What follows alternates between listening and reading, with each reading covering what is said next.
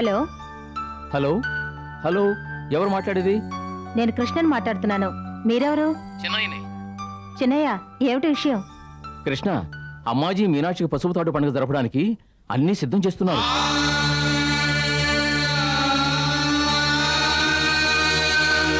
చిన్నయ్య, ఏమంటున్నావు చిన్నయ్య? అవును తల్లి, మన మీనాక్షికి పసుపు తాడు పండుగ జరపడానికి అన్నీ సిద్ధం చేస్తున్నారు. అమ్మకి ఏమైంది? నేను ఈ ఊరు రాగానే మళ్ళీ మారిపోయిందా? మీనాక్షి ఏమంటోంది? ఒప్పుకుందా చిన్నయ్య? ఈ ఏర్పాటు మీనాక్షి కోరికే. అమ్మాజీ ఎన్ని విధాలుగా చెప్పినా మీనాక్షి వినకుండా పట్టుబట్టింది. ఏమంటున్నావు చిన్నయ్య? ఇప్పుడు నీకు అమ్మాజీయే ఫోన్ చేయమని చెప్పారు. మరేం ఆలోచించకుండా వెంటనే రా. ఉంటాను.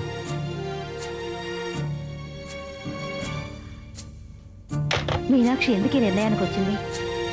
నే పడుతున్న కష్టాలు చూడలేక, లేక ఇంకేదన్నా కారణం ఏంటుందా?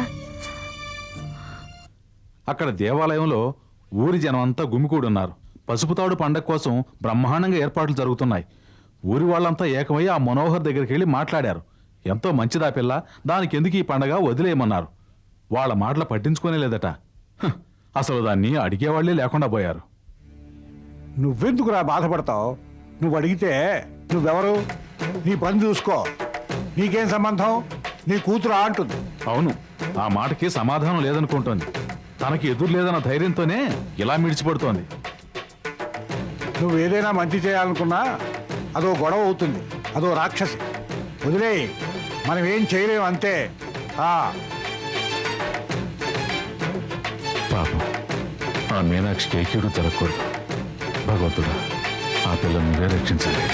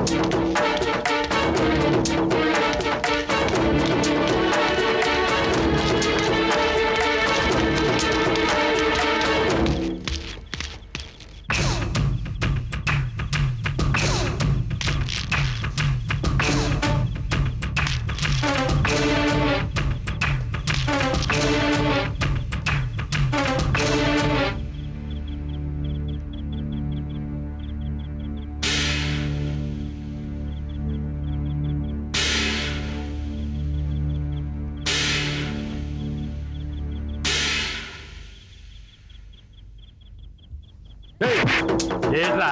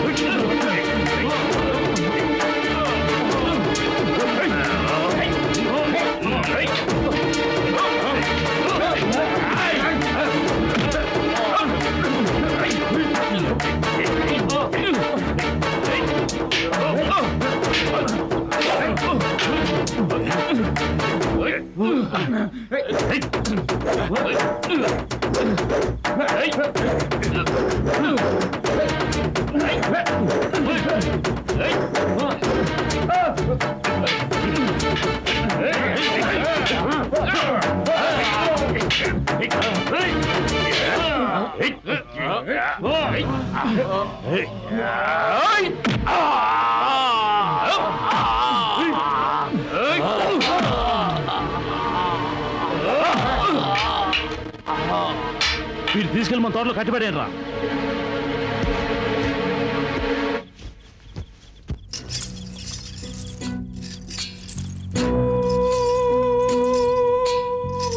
రావే, ఇద్దరం వెళ్ళి పూలదండలు తీసుకొద్దాం. ఎవరో ఒకరు వెళ్తే చాలు. నీకు పిచ్చా ఏమిటి? నలుగు పెట్టినట్టు ఇది ఓ సాంప్రదాయమే. పూలదండలు అమ్మమ్మ ఆశీర్వదించి ఇస్తుంది. అంతవరకు ఇంద్రాణి తోడుగా ఉంటుంది. మన ఇద్దరం వెళ్దాం పదా. పద వెళ్దాం.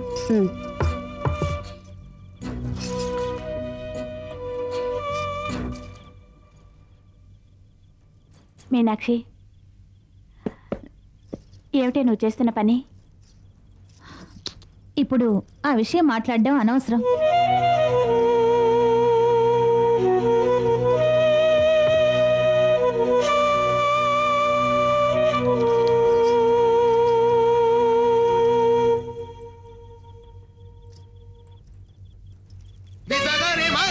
సాని ద ప మ గ రి ని సా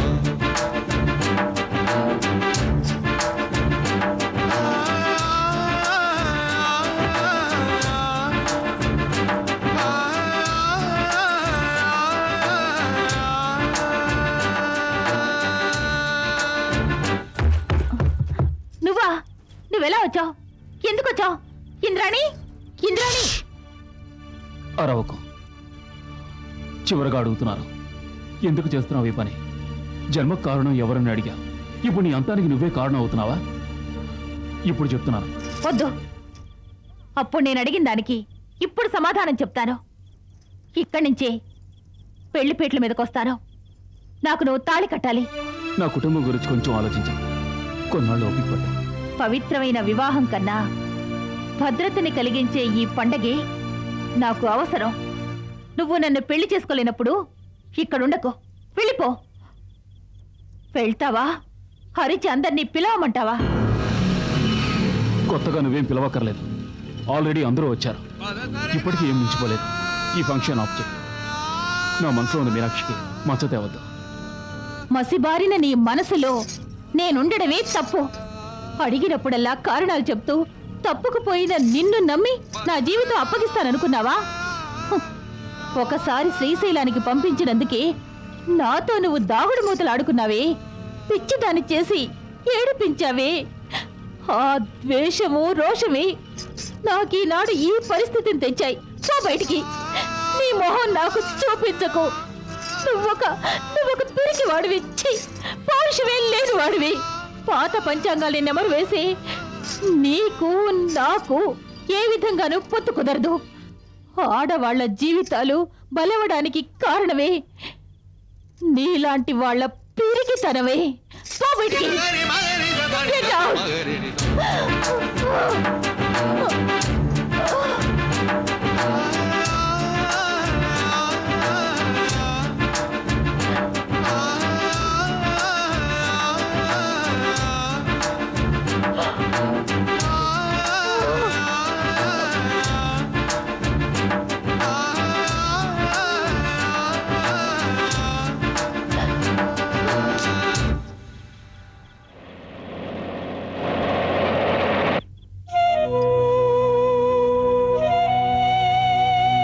ఏమిటి మీనాక్షి, సుందర్తో అలా మాట్లాడడం ఏమైనా బాగుందా?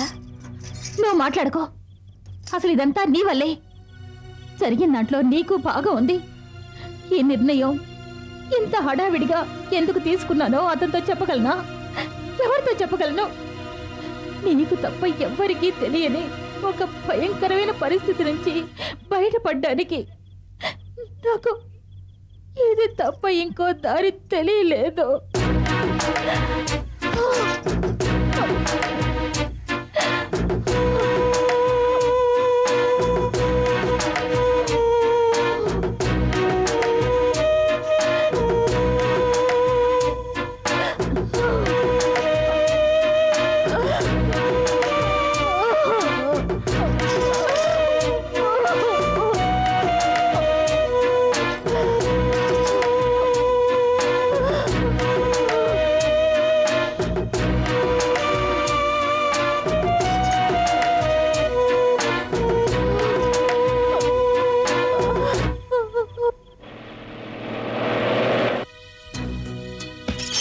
మనోహరి మనోహరాలు మీనాక్షికి పసుపు తాడు పండుగ చేస్తున్నారు. దానికి మన మనసు ఎందుకు ఎంత బాధపడుతుంది? డ్రైవర్, త్వరగా పోనీ.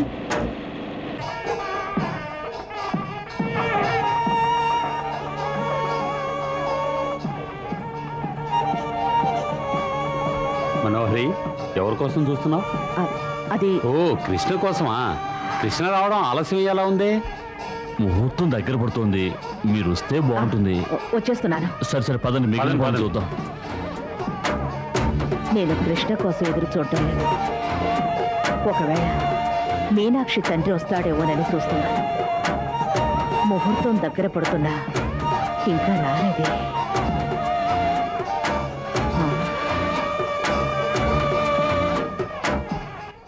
ఓం కీం కాం హాం ఫట్ ప్రాణగ్రహసి హూం ఫట్ సర్వశత్రు సంహరణాయ సర్వసాధువాయ పక్షరాజాయ హూం ఫట్ హూం. లేట్ అవుతుంది, త్వరగా పోనీ.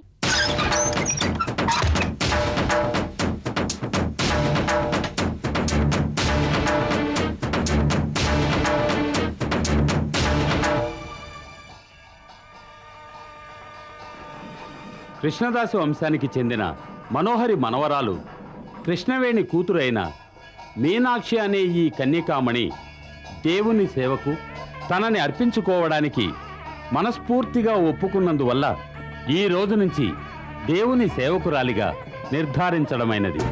ఆమె మంచి చెడ్డలు చూసుకునే పోషణకర్తగా ఉండడానికి మన జమీందారు మాణిక్యం ఒప్పుకున్నారు. కనుక ఈనాటి నుంచి మీనాక్షి దేవుడికి, ఆ దేవుడి తర్వాత ఈ లోకంలో మాణిక్యానికి సొంతం అవుతుందన్న విషయాన్ని ఈ సభలో తెలియజేస్తున్నాను.